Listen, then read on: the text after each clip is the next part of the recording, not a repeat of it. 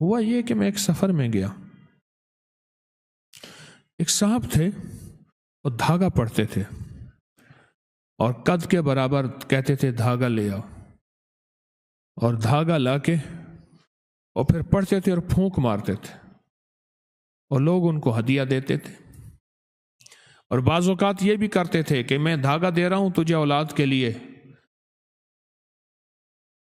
پھر میں تجھ سے جو ہے نا بھینس لوں گا، کسی کو کہتے گائے لوں گا، اور پھر کہتے دے جانا ورنہ پھر یہ نہ ہو کہ اولاد واپس ہو جائے۔ وہ ہاتھ مانتا کہ نہیں جی میں دے جاؤں گا۔ منہ مانگی چیزیں بھی کہتے تھے، منہ مانگی چیزیں، اور دھاگا بہت پڑھ کے دیتے تھے، کسی کو بتاتے نہیں تھے کہ یہ کیا ہے۔ ان کو ہو گئی تکلیف، تکلیف ایسی ہوئی کہ اٹھنے بیٹھنے سے عاجز ہو گئے۔ یہ ہوتی ہے لنگڑی کا درد، شیٹی کا بھی کہتے ہیں، یہ ٹانگ کا درد ہوتا ہے۔ بہت تکلیف ہوئی۔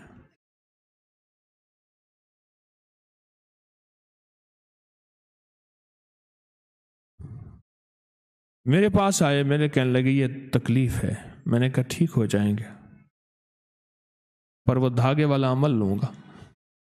کہنے لگے وہ تو خاص عطا ہے تو آپ کو تو فائدہ نہیں ہوگا۔ میں کہ وہ عطاؤں کا فائدہ مجھے ہو جاتا ہے۔ کہنے لگے نہیں، مجھے کئی لوگ آپ سے شفا یاب ہوئے ہیں اور آپ کوئی پوڑیاں دیتے ہیں، پوڑیاں دیں میں ٹھیک ہو جاؤں، اور اگر مہربانی کریں تو پوڑیوں کا ساتھ نسخہ بھی دے دیں۔ میں نے کہا آپ دھاگا دیتے ہیں، دھاگے کا نسخہ فارمولہ تو آپ نہیں دیتے۔ کہنے لگے وہ تو عطا ہے۔ میں کہ مجھے بھی عطا ہے۔ عاجز آ گیا۔ میں نے پوڑیاں دی، اور پتہ کس چیز کی دی؟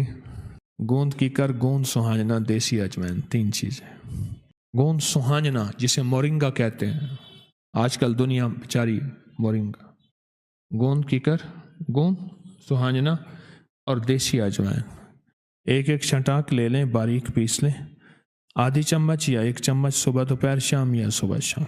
پرانے جوڑوں کا درد ہو، کمر کا درد ہو، شیٹی کا یہ جو ہے ارک النساء کہتے ہیں یہ ہو، مہروں اور ڈسک کے مسائل ہوں، اور گردن پہ جو ہے کالر لگا ہوا ہے اس کے مسائل ہوں، پٹھوں کا کھچاؤ ہو، بہت سارے امراض کے لیے بڑا فائدہ ہے۔